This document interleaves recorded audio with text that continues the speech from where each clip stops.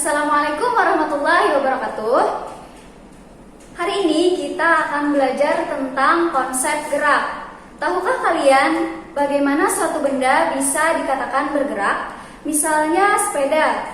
Bagaimana sepeda bisa dikatakan bergerak? Nah, untuk menjawab pertanyaan ini, marilah kita lihat ilustrasi berikut ini.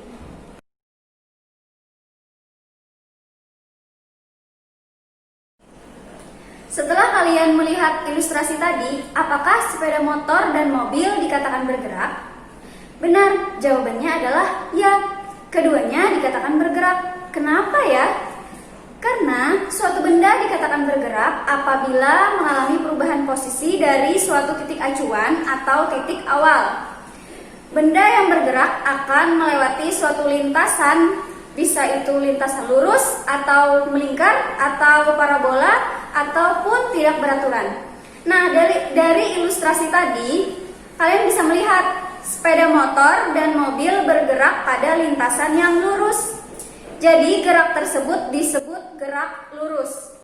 Benda yang bergerak pada lintasan lurus melibatkan waktu, jarak, dan kecepatan. Pada gambar, dapat kita lihat sebuah mobil bergerak lurus beraturan menempuh jarak 40 meter dalam waktu 4 sekon. Maka dapat kita lihat jarak yang ditempuh mobil setiap sekonnya adalah 10 meter.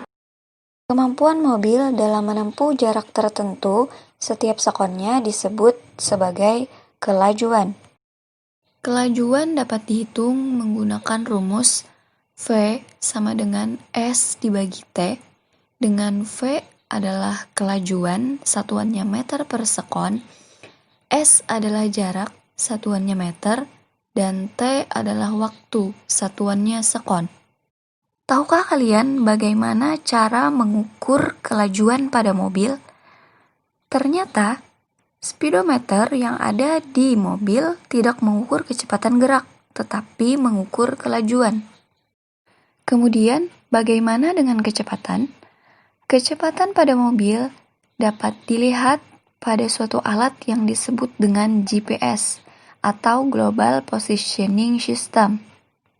Jika kelajuan mengukur jarak tempuh, maka kecepatan mengukur perpindahan gerak benda tiap satuan waktu. Secara matematis, dapat kita hitung menggunakan rumus V sama dengan delta S dibagi T. Dengan V adalah kecepatan, satuannya meter per sekon, delta S adalah perpindahan, satuannya meter, dan T adalah waktu, satuannya sekon. Delta S di sini artinya adalah perpindahan, yaitu selisih dari titik akhir dengan titik awal.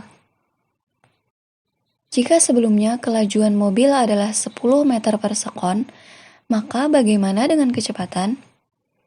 Kecepatan dapat kita hitung menggunakan rumus V sama dengan delta S dibagi T. Delta S tadi adalah perubahan atau selisih titik akhir dengan titik awal, maka bisa kita tulis titik akhirnya kita simbolkan dengan ST, dan titik awalnya kita simbolkan dengan S0 dibagi T, maka titik akhir dikurang titik awalnya bisa kita tulis 40 dikurang 0 dibagi waktunya 4 sekon, sehingga kecepatannya adalah 10 meter per sekon. Meskipun kelajuan dan kecepatan memiliki definisi konsep yang berbeda, namun pada gerak lurus beraturan atau GLB, besar kecepatan dan kelajuan memiliki nilai, simbol, serta satuan yang sama. Jika sebelumnya kita membahas tentang gerak lurus beraturan, maka sekarang kita membahas tentang gerak lurus berubah beraturan. Misalnya seperti pada gambar. Saat kamu melakukan perjalanan dari rumah ke sekolah, kendaraan yang kamu tumpangi akan bergerak dengan kecepatan yang berubah-ubah tiap waktunya. Bisa dipercepat, bisa juga diperlambat. Hal ini disebut dengan percepatan atau perlambatan. Pada gambar terdapat simbol V0 dan VT. Apa itu V0 dan VT?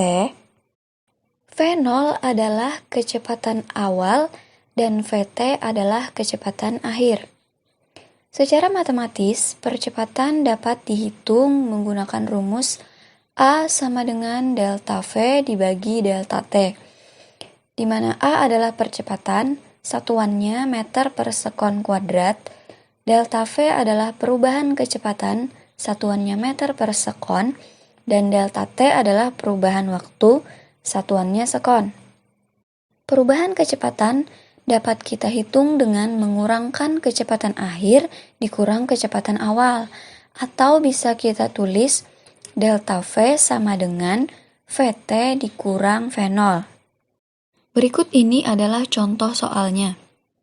Saat mendekati lampu lalu lintas, mobil yang awalnya bergerak dengan kecepatan 70 km per jam atau 20 meter per sekon diperlambat hingga 0 km per jam atau 0 meter per sekon dalam selang waktu 5 sekon.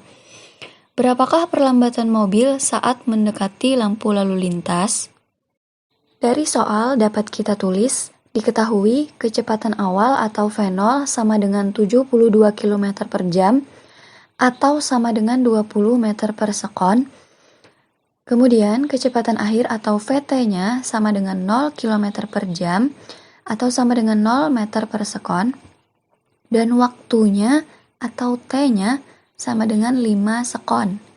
Kemudian ditanya, karena yang ditanya perlambatan maka kita tulis A, atau kalau misalkan yang ditanya percepatan maka juga kita tulis A. Kemudian dijawab, pertama, masukkan rumusnya terlebih dahulu, yaitu A sama dengan delta V dibagi delta T sama dengan perubahan kecepatannya adalah 20 dikurang 0 dibagi waktunya 5 sekon.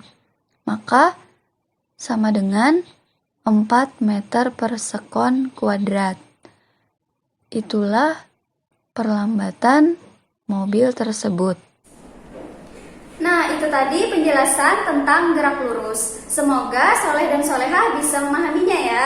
Terima kasih. Assalamualaikum warahmatullahi wabarakatuh.